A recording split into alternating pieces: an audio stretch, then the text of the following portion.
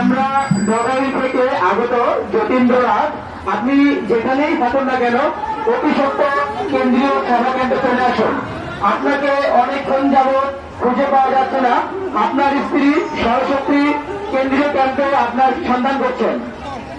আমরা ডগাই থেকে আগত যতীন্দ্রনাথ, আপনি যেখানেই থাকুন না কেন অতি সত্ত্বর কেন্দ্রীয় সেবা কেন্দ্রে এসে উপস্থিত হন।